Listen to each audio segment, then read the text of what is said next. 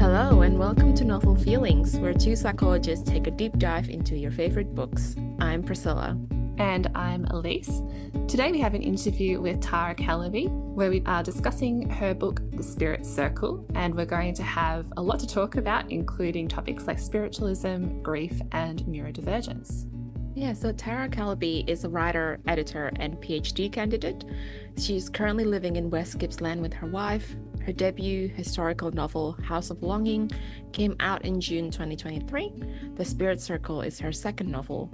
Her speculative and historical short fiction has been published in many journals and anthologies. A little bit about the book.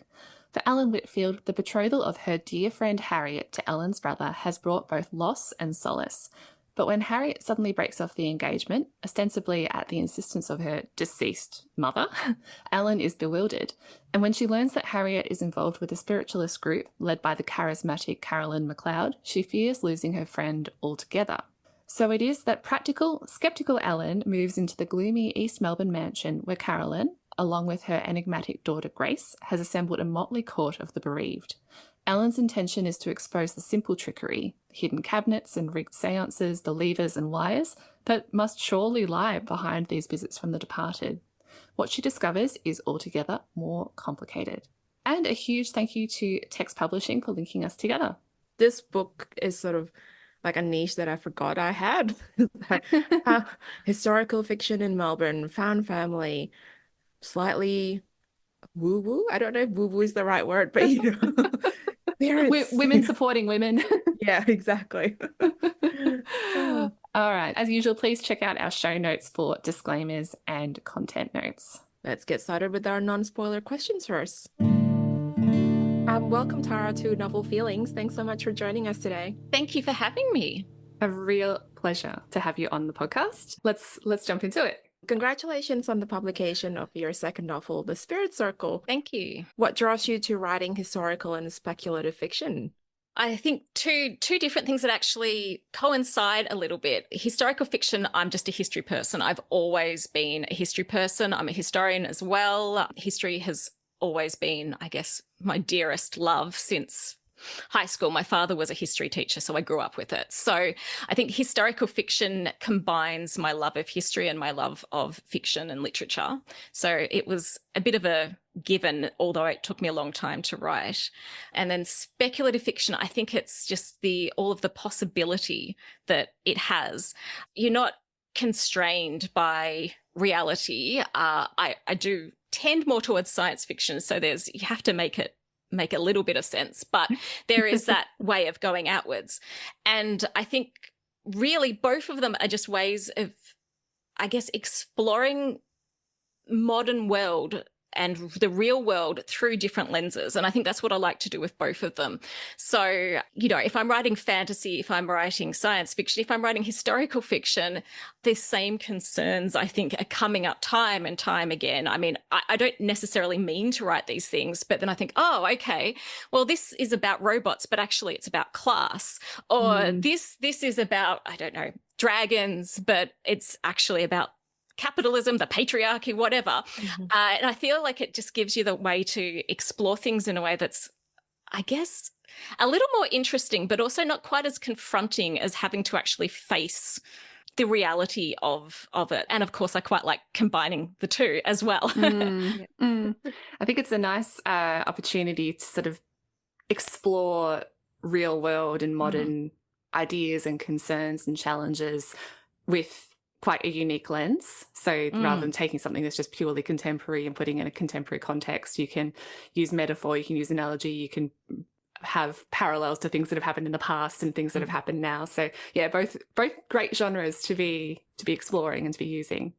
Yeah, I think this contemporary, it feels just a bit too real, a bit too close. And I guess I like to have that little bit of distance. And I think that actually, strangely enough, my writing's more honest, more personal and more vulnerable as long as I have that distancing lens.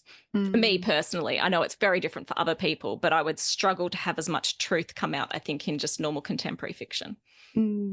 And speaking of history as well, so we understand that you're currently a PhD candidate at La Trobe Uni. We'd love to learn a little bit more about your PhD studies and how your research has inspired your writing of The Spirit Circle, if it has, of course. I'm researching female lunatic asylum patients from mostly the Victorian period in Victoria. It really actually inspired my first novel a lot more, which is set largely in Kew Asylum. But the era of my second book is still very much what I'm researching. And it was actually inspired just by one particular patient's story, and the patient had been involved with a spiritualist group. And it fascinated me because a leader of the group was a Christian pastor. And that went against absolutely everything that I knew about Christianity and, you know, what we would call the occult these days. It seemed the absolute opposite of what I would be expecting, you know, having grown up with Christian environments, and things like spiritualism were absolute no-nos. And so that actually really inspired my interest in the spiritualism of the period, the Victorian spiritualism, which, as I, you know, quickly found out, was very mainstream, was very much tied with the Christian church. And that's not to say all Christians believed in it, but a lot of them did. And it was that spiritualism really occurred through that Christian lens. It was combined with, you know, God and heaven and hell and Christianity in just a way that really interested me. And I think that's what made me think, well, I need to write about this. And, you know, it got a bit culty because I like cults. Yeah. So, you know, that's nothing to do with historical research. That's just me liking, well, not liking cults. That sounds dreadful. Being fascinated by cults. Yes. Same as well. Yeah. I think I find that topic so interesting. I did one class of history of psychiatry in undergrad, and I'm fascinated by that era of the asylum and how women are put into asylums as well, and that intersection between mental illness, hysteria, and what's the word? Gender dynamics, I suppose. But we won't go too far into that tangent. I could go for a long time, so it's probably a good idea. Yeah. Maybe if we're having a 3-hour recording session. And I know this is a dreaded question for PhD candidates, but how is your thesis going? I'm in the writing up stage. It's going. We've got most of a draft at this point. So that's brilliant. Yeah, like I'm at the point of being thoroughly sick of it, as we all get to. But yeah, it'll get there. Hopefully, relatively soon, because it's been a while. It'll be a huge relief once it's done. The feeling when you finally press submit is just amazing. It'll be I'm looking forward to it. I think there'll be a party or something anyway. Well there deserved. should be. Yeah. Well, let's chat a bit more about the Spirit Circle itself. So in the book, the main characters are drawn together by the universal experience of grief, though most of the characters are lacking closure or sort of wrestling with complicated grief that includes like feelings of guilt. Can you tell us a bit more about how you approach that intersection between grief and spiritualism? I didn't actually mean to write a second book about grief, because my first book was largely about grief, and, you know, I felt like I dealt with it. But it's impossible to separate spiritualism and grief, because it's really grief that, well, the more nefarious types of spiritualism preyed upon, but also it's what gave rise to this fascination with spiritualism. And one thing I always find really fascinating is that spiritualism was really huge, sort of the middle of the 19th century. It was a bit later in Australia because, you know, back then we were a bit behind. But, you know, by the end of the century, it really had waned in popularity. But there was a massive revival with the Great War because everybody was losing people. And so I feel like that really shows that you just cannot separate the two, that it is just so much a part, grief is such a part of spiritualism as a belief system, because it's all about wanting to maintain ties with the people that you've lost. And and also just wanting to believe that they are in a better place, that they're not just gone, that they're still somewhere, you may be reunited eventually. I think today, when you think about things like this, it's more of a curiosity, I guess, a playing about with the occult. But back then it really was this, I guess, need to know. And the bad guys amongst the spiritualistic crowd absolutely preyed upon people who were grieving because they were easy targets. Because how better to get somebody's money than to say, oh, this child that you've lost, well, come here and you can talk to them again, you can see them again as sort of a ghostly apparition. And yeah, that opportunity for closure must be so incredibly enticing. And you know, for these characters in the novel, so many of them are desperate to speak to the people that they've lost as well for various reasons. You know, whether or not you think or the reader might interpret the head of the spirit circle, Caroline, to be predatory or not, you can certainly see why these characters might be drawn into the spirit circle and why they might, you know, even the skeptics like Alan might eventually develop faith and, you know, believe that there is something here, even if it seems magical or strange or, you know, unbelievable at times. Yeah. And if there's something that seems, you know, like proof, if there are actual phenomena happening around you, then you do start to think, well, I didn't believe in this, but are we seeing something that actually shows that it does exist, that this is a thing? So yeah. And characters like Alan who do enter the spirit circle specifically with the intention of finding the flaws, finding the faults, tearing it apart, as you might say. Where, yeah, other characters in the spirit circle, I get the impression there was a kind of range of that, some of them entering that already had faith and some that might be a bit skeptical coming in. I guess this is where my fascination with cults come into it. I guess I came at it from the idea of what does draw people to these sorts of groups, skeptics or otherwise. What does embroil you in something that you might outside that group might think, well, that's nonsense, or I'd never fall for that. So I was really interested to see for different types of people what really would hook them in. And for some people, it was absolutely a case of, I want to talk to my loved ones. There are also a couple of characters who are lonely more than anything. So it's not as much about a belief in spiritualism as a need to belong, a need to have that human contact. And then Ellen's a bit more complicated, because I think a lot of it for her is that she finds, I guess, a surrogate mother figure. And that's what really draws her in more than the spirits and everything, that she wants to please Carolyn. Yeah. Yeah. And a real sense of family that she begins to experience through her involvement in the spirit circle that, you know, to a degree was lacking in her own family too. I think we'll touch more on that in the spoiler section a little bit, but I can certainly see why, you know, she would be drawn in by the other women in the group who are kind and caring and loving and welcoming towards her and other characters as well.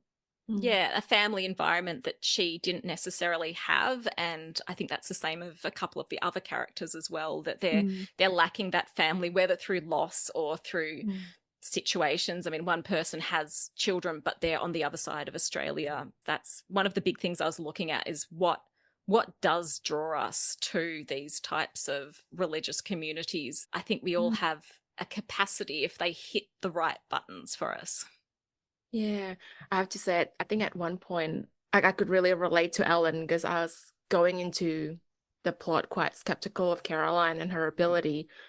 And then as Ellen was getting more and more intrigued, I was also getting more and more intrigued. And then at one point I was like, hang on a minute, we've been here for months. You said that you were leaving after a day. Ellen, what's going on? Exactly. And I mean, I have to say that as I was writing it, my impressions of what was going on changed as well. And my impressions of Carolyn changed as I wrote her, because that's, I guess, the sort of writer I am. I have a vague idea, but then I let the story play as it was. So I think I was a bit with Ellen to that Extenders like, wait a second, this isn't why you're meant to be here. What's happening now? Yeah. And in terms of the characters as well, you've got quite the cast of characters in this novel, including characters who are representing marginalised and underrepresented identities and lived experiences, including queer characters. The novel features a queer romance quite at its centre, and also a character who, what we interpreted at least to be written as neurodivergent. Can you tell us about how you incorporated or approached incorporating these characters, considering the time period that the novel is set in? Yeah, well, absolutely. Grace is 100% written as neurodivergent. I wrote her as autistic. I'm autistic myself. And I think the key thing with her is, of course, you can't say that because it wasn't a diagnosis. That wasn't the terminology. But certainly people with those traits that now would be diagnosed as autistic absolutely existed at that time. Even with my research for my PhD, the case books, you can find people that, you don't want to diagnose just from notes, but you think, oh, I think you're pretty neurodivergent. I'm seeing some quite familiar traits there. For that, it was a fairly, I guess, natural thing for me. I mean, that said, I have had a few people say that the protagonist of my previous novel, that they read as autistic, and that wasn't intentional, but the problem is, given that I'm autistic, I think a lot of my characters do tend to seem a little neurodivergent. So I think, but Grace, absolutely from the start, it was, no, I intend her to be autistic, but obviously you cannot say that. And then again, queer characters, we know that certainly there's been queer people all throughout history. Again, a terminology is not necessarily there. A lot of the terms that we use these days really weren't at all being used at that point. A lot of them, there were other terms, or generally less nice terms like invert and things like that were coming about. But a lot of that, the rise of sexology was post my period. That was, the Spirit Circle set in 1888. And a lot of the sexology was the 1890s onwards. So again, you're caught with people that have always been there, but there's no terminology. There's no way of talking about it. And in one sense, that's freeing because you don't have to do the same kind of cliched coming out story that you feel like, otherwise you have. But in another sense, it's that, well, how do I talk about this when the character is going to see it so differently to a modern person and feel differently about it and not necessarily consider it? I mean, these days, if you just say, well, I'm a lesbian, or whatever, but back then they wouldn't necessarily see that. It's not necessarily part of their identity in the same way that it would be these days. So it's a bit of a complicated process. It's fun to try and deal with. I have to say that I am probably a little bit optimistic in how I deal with queer relationships because I like a happy ending. So I try not to be too anachronistic, but, I think very optimistic is probably the best way of describing how accepting the people are around Ellen. Yeah. Yeah, that was something I mentioned to Elise actually after I finished reading, that I thought it was quite refreshing that there's no hate on the page. Like Ellen's quite aware that she's different, but she doesn't experience, well, apart from Harriet sort of saying, I don't love you that way, she doesn't experience rejection or homophobia, which is like, it's quite lovely. We don't need to see that in every book about queer characters. Exactly. And of course, yeah. And acknowledging that she's not, I suppose, open and out in a modern sense as well. But it was, I completely agree with you. It was nice to see her wrangling with her sexuality but still having that happy ending, even if she can't be, out in the modern sense of the word. I hope that makes sense. No, it makes sense. And I mean, I don't want to write about homophobia. That's, it goes back to me sort of saying, we can talk about the real world, but it's too real if I get too close to it. I much prefer to deal with, I guess, like love rather than hate and acceptance rather than rejection and things like that. So obviously it's limited if you're looking at it in a historical period, but it's important for me to write queer characters who aren't just queer, that it's just that is a part of their personality. It's a part of the story, but it's not really about them being queer. Starting to deal with homophobia and everything, it just starts to be about their queerness. I also feel like we have a lot of representation of homophobia on the page and on screen as well. So yeah, we've read those stories. I'm here for stories focused on love rather than experiences of hate. Yeah, especially with the world as it is right now. I think we have so much hate. Let's just escape it when we get to read fiction. Absolutely. That would be lovely. There's nothing wrong with being a bit anachronistic sometimes as well. Yeah. Anyway, this is the question that we ask all of our interviewees. Do you have any book or author recommendations that you would like to share with our listeners? I have so many. Well, one of my favorite authors is Emma Donoghue, which I think a lot of people know her from Room. That was her really big one that exploded, but I love her historical fiction. And last year, my first 5-star book and my last 5-star book of the year were both by her. And that's Learned by Heart, which was her fictionalization of Anne Lister, who is a very famous historical lesbian. Also, Gentleman Jack, there was a fairly recent British TV series about her. So that was sort of in a school, Anne Lister at school. So if you like boarding schools and you like historical lesbians, that's amazing. And then at the end of the year, my last favorite book I read for the year was Haven, which is completely different from anything else she's ever written. I was doing a lot of reading about religious communities last year, not intentionally, but I think that's just the place that my head was in.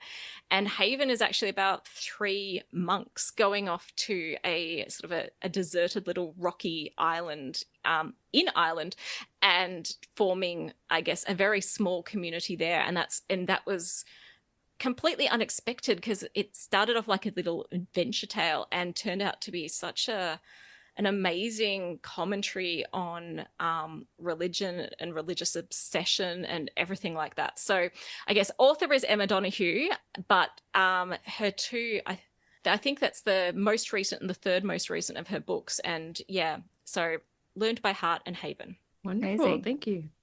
Well, I've read Room, but I haven't checked out any of the other works by Emma Donoghue, so now I'll have to add those to my TBR. Yeah, definitely her historical fiction is amazing. Brilliant.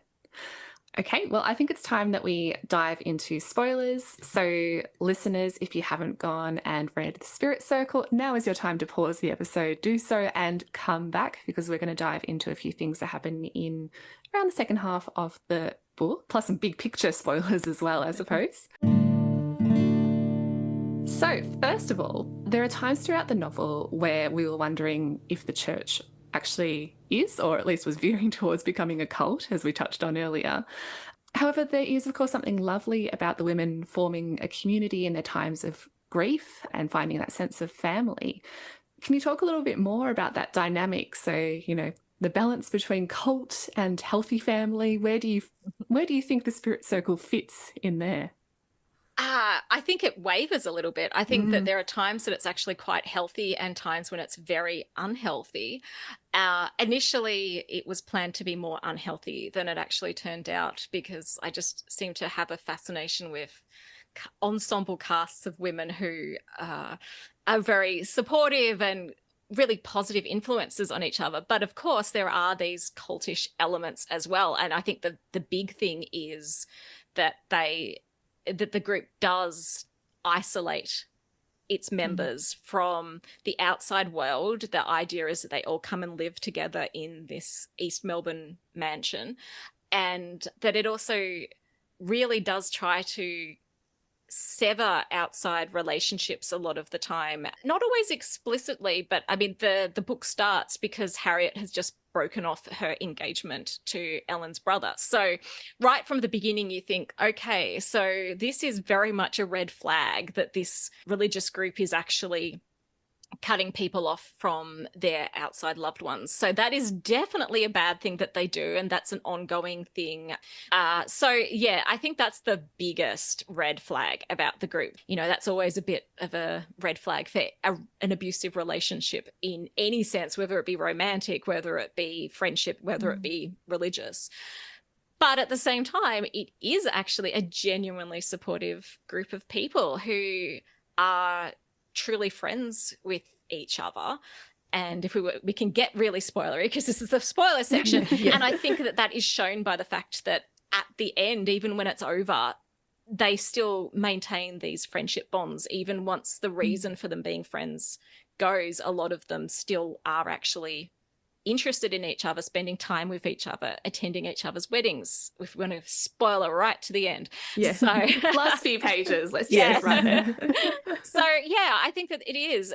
I think that's really what I wanted to try and do, is because if it's so obviously bad, I mean, you know, there's fun in that, but at the same time, there's no nuance. And it's much more interesting to me to play with, well, something can be both good and bad at the same time. It makes me think of, I don't know if either of you have ever listened to Sounds Like a Cult, which is Amanda Montell's podcast, but in that they talk about sort of modern day cults and cult-ish things, and they always rate the cults that they talk about as somewhere on the spectrum between live your life, watch your back, and get the fuck out. And Yeah. I feel like the Spirit Circle is somewhere in the middle there. Maybe it's a watch your back. Yeah, I think definitely more of the watch your back than anything else, because it also, I think, depends on the characters, because Ellen wasn't about to cut off her brother. So I think that also if you're a bit more strong-willed, maybe it's not quite as dangerous as it is for some other characters. But yeah, watch your back, definitely.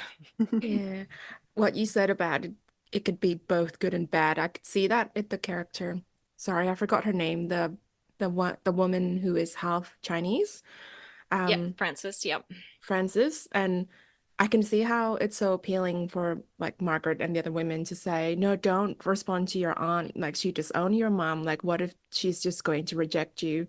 And I guess I could see how that would feel like, well, why would I risk this again if when I already have this family who's looking after me and clearly accepts me for who I am? Exactly, yeah. Then we find out at the end that the aunt actually was trying to make amends. Yeah, that's my optimism possibly again. I mean, that comes out always in I want the happy ending for everybody. But yeah, exactly. It's a lot easier to persuade someone that outside influences are negative if they have that history because she's known only rejection from her mother's family. We can look at it as a red flag, but it can also be a green flag that these people are acting like friends and trying to protect her in this situation because it has been a bad thing for her in the past. And, you know, that she does have an inheritance now that is a risk and everything like that. Yeah, absolutely.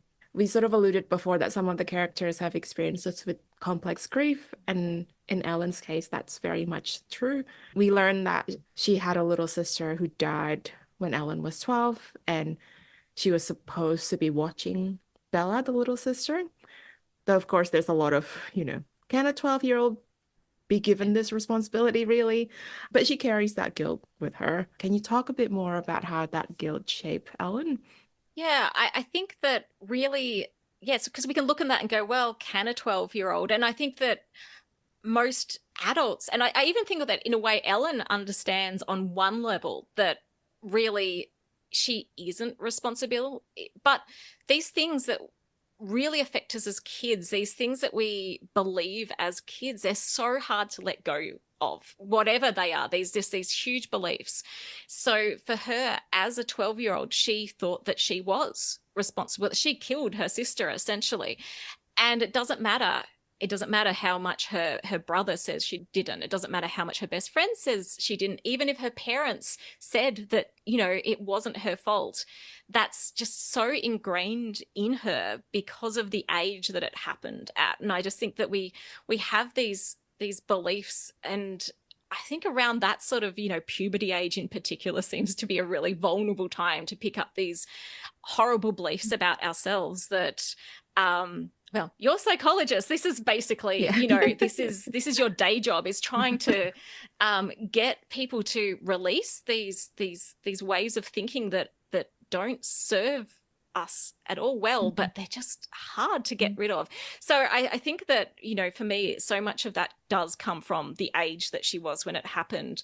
And I think for her, it's a little less about grief for Bella, although of course there is that. I think it's more about grief for her parents, grief for her family, grief for the life that she might have had, because for her, the loss of her sister is only part of it. The bigger loss really is that she loses her parents too. Even though they're still alive, she loses their affection because they basically turn off. And at 12, she becomes basically a mother to her younger brother, Will, as well. So it's all very complex. I'm always quite interested in delving into these sort of childhood hurts that stick with us and shape us. And I think it's hard for her to let go, partially because it's just such a huge part of her.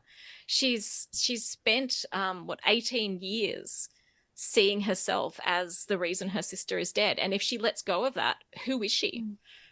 It's become a part of her identity, I think. And of course, her parents are reinforcing that, perhaps not intentionally, but with the coldness and the distance in their relationship. You know, we see them interacting throughout the book, and it's certainly not an easy, loving relationship that they have. You can see why that would be reinforced into adulthood if her parents are unable to let that go as well. Yeah, and I think unfortunately that just sometimes does happen. People, they lose a child, and unfortunately their other children lose them, if not in quite an extreme way. It does always change the family dynamic once that happens. It's hard not to blame yourself when it feels like you're being punished, I think. Especially at 12, you don't have an adult way of looking at that. You just know that suddenly your parents don't seem to love you anymore. And so we can certainly see why Alan might be unintentionally seeing Carolyn as a bit of a mother figure as the novel progresses. We did want to talk a bit about Carolyn in general. So we'll circle back to the relationship between Carolyn and Ellen. Towards the end of the book, Grace shares more of her and Carolyn's backstory. You know, we understand that Carolyn has, at least to some degree, been putting on the face of being a medium, that there has been some trickery involved and so on. And Grace says at one point that Carolyn has difficulty separating dreams from reality. Can you tell us about how Carolyn sees herself and understands her own abilities? I think that changed for her. I think that initially, I'm saying I think because for me it was really important with this book was I didn't 100% want to know myself exactly what was going on at every point. I wanted there always to be something a little bit up in the air. And if I knew 100%, I didn't think that was going to come out entirely. So a lot of these, I feel like, well, these are my opinions rather than this is necessarily what happened. But the idea was that really she started with the mediumship as a way of surviving. I do think that she has some kind of ability, and whether you believe that that's actual, like some kind of clairvoyant ability, or she's just one of these people who is amazing at reading other people, but she has some way of understanding people that I think has served her. So she is able to do some things that we can't all do. I really should be saying this more like as an authority, but characters, they do what they want.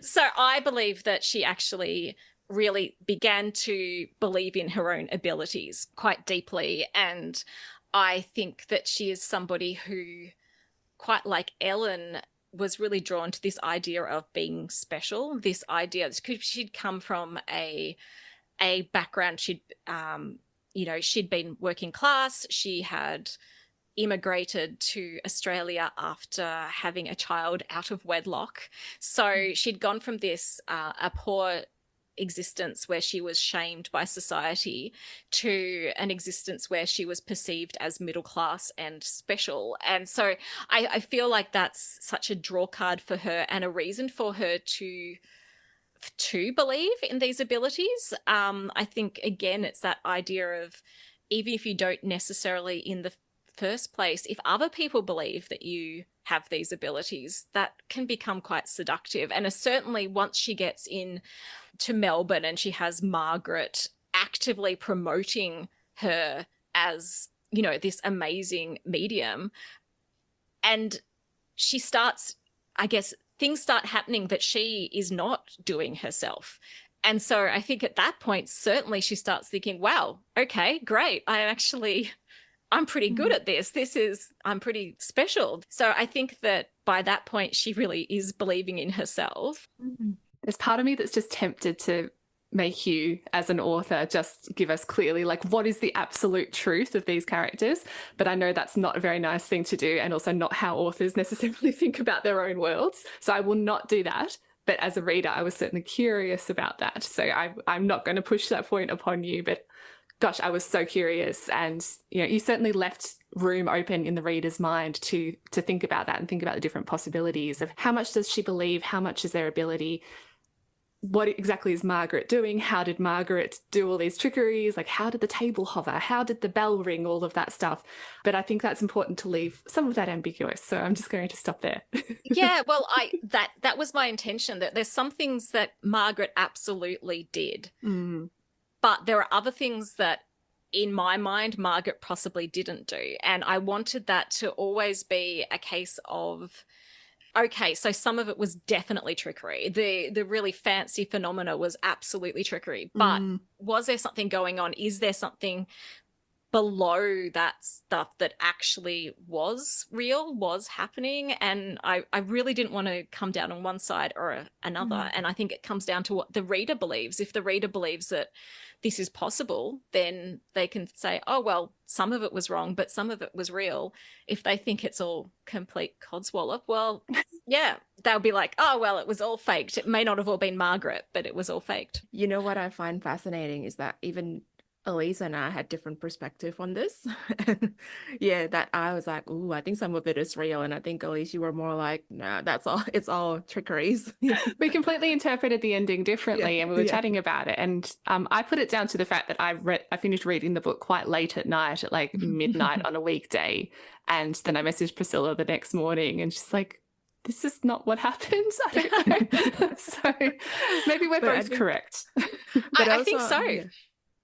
But also, I was going to say, I come from a culture where Christianity and spiritualism kind of can coexist. So I think maybe in my mind, it's entirely possible that some people can talk to spirits, even if it's not in like, complete sentences, I suppose. Yeah, and I think, look, I'm very open to a lot of things. I think that there are things that I can't necessarily explain. I guess I have that ambivalence myself towards these things. So I don't want to say there's definitely no one can talk to spirits, because just because I can't, that doesn't mean there isn't somebody out there who can. So I think, Whereas I, having consumed a lot of cult-related movies and TV shows recently, as well as having watched things about how like mediums fool people and all the tricks they use, I'm the type of person that will watch those like behind the scenes magic shows to try to figure out how the magician did it. So that's probably the bias that I'm bringing towards my interpretation of the story. And that comes from way back in spiritualist times, because Houdini was one of the number one people who were against spiritualism, because he was basically the magician saying it's all magical tricks, let me show you. So Houdini and Arthur Conan Doyle, so Sherlock Holmes versus the magician, pretty much they had a real interesting back and forth, because Conan Doyle believed and Houdini very much didn't. So he was kind of like the Penn and Teller of the 19th century. But on the other hand, I've also seen examples, and this is probably from like a current affair or something trashy that I watched many years ago. But I remember watching a segment where they had a fake medium sort of do the reading and, say like, oh, it's, your granduncle John who passed away, or the way that they approached that, and just speaking to somebody who had lost someone. And at the end, the fake medium said, like, this is how I did this, and this is how I used my tricks to make it seem like this, you were, communicating with someone who'd passed. And the person was like, I still think you did it. Like, I still believe that you were actually talking to someone, because that was too uncanny. So even when people know that there's fakery involved, it can still be very powerful. Just like there are real benefits to placebo effects sometimes. Yeah, that's exactly what I was thinking of when you're saying that, you can know that you're being given a placebo and it can still work. And I think that's just so fascinating. The mind is pretty incredible when it comes to things like that. And some of it is just wanting to believe too, because I mean there are some great 19th century books that are, you know, confessions of a medium that do tell all the tricks that people use, and some of them you think, well, why were people believing in this? I mean, the key thing, you know, in the later stage was there was a cabinet, which was usually fabric, that the medium would go into, and then a ghost would come out while the medium, and you think, well, surely it's really obvious that this is the medium. I mean, but people believed it. And I think it really just does come down to they wanted to believe it. They wanted so desperately to believe it, to think that they're seeing an actual spirit form, that they're happy to put aside the idea of like, well, isn't this a little bit fishy that she left and then the spirit came out? And I think it's the same thing as, you know, you're saying that the person can say, no, I made this all up. And they're like, no, I want to believe this so much that I actually think that something is still there. It's fascinating, isn't it? It is. That's why I had to write a book about it. Amazing. Yeah. Yeah, that's interesting. I think I was also interested in Caroline as a maternal figure because, as we've touched on, she becomes that for Ellen, but she actually does have a daughter in Grace, and they have quite an interesting relationship in my perspective, in that at times Grace seems to be the parent in that relationship. Would you mind talking a bit more about that sort of comparison between the two relationships? Yeah, I agree that definitely Grace is the carer of that relationship, which means that it is quite interesting, really, that Carolyn is able to be, I suppose, the carer for Ellen. And I think it partially just comes down to the fact that Grace has been there and had seen her mother at her most vulnerable.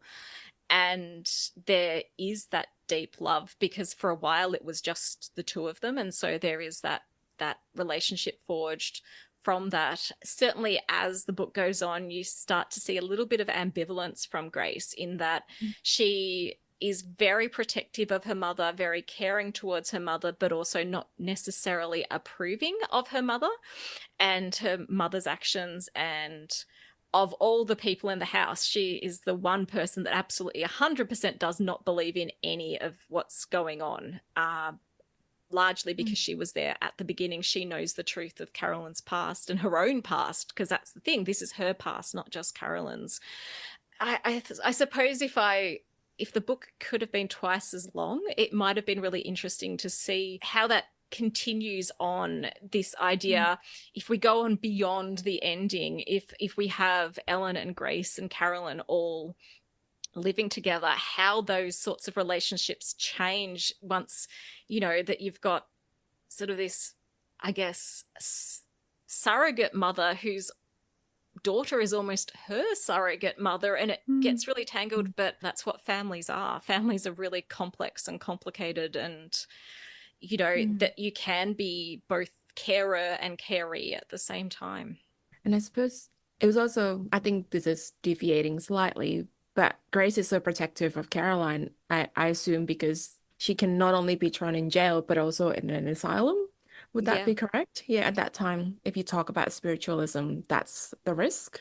Not spiritualism as such, because it was super mainstream, like mainstream as in our second Prime Minister was, I think, the president of the Victorian Spiritualist Society at one point. Queen Victoria was into it. So it had a mainstream aspect, but if you got too into it, certainly there's a lot of patients who were in asylums where spiritualism is given as the cause of their illness. So I think there's this idea that it could actually, I guess, spark something that might already have been within you, that you can get too involved into it. So I don't think it was so much her spiritualism that she was worried about, the fact that Carolyn is a little bit not 100% in touch with reality at times. And I actually don't think, you know, as somebody who has been reading so much about asylums for 7 odd years now, I actually don't think Carolyn would have been put in an asylum personally, but that doesn't mean that Grace wouldn't be terrified that that might happen, because there was such a fear in society of unjust confinement, especially for women. And that was, you know, sensation novels, it was all through that. And Grace is a big reader, so she would have read all of these novels, and also the newspapers, because that's people being put in an asylum because they clearly needed to be is not good news, but people being locked away for nefarious purposes is excellent news. That sells newspapers. So I think it's less that she really would have been, and more that there was a genuine fear that she would have been. I think we might leave it there for today. So thank you so much, Tara, for joining us. It was such a fascinating chat, and really loved hearing more about the Spirit Circle. Thank you. I've loved having the chat and loved being here. And that wraps up our interview. So a huge thank you to Tara for joining us. And as usual, our detailed show notes are available on novelfeelings.com, including Tara's social media handles and book recommendations. The Spirit Circle is out now through Text Publishing. And that wraps us up for today. Thank you so much for listening. If you like us, please leave us a review on Apple Podcasts, Spotify, or wherever you get your podcasts. You can find us online in lots of places, including Instagram, YouTube, and the Storygraph through novel_feelings, or search Novel Feelings Community on Facebook to join the conversation. If we have entertained you or taught you something, please consider buying us a coffee to show your thanks. Link in the show notes. All proceeds go towards making the show stronger and more sustainable. Thank you all for listening today. We'll see you next time. Bye. Bye. Our podcast was recorded on Wurundjeri Land, which is home to both of us in Naarm, Melbourne. We also acknowledge the role of storytelling in First Nations communities. Always was, Always will be Aboriginal Land.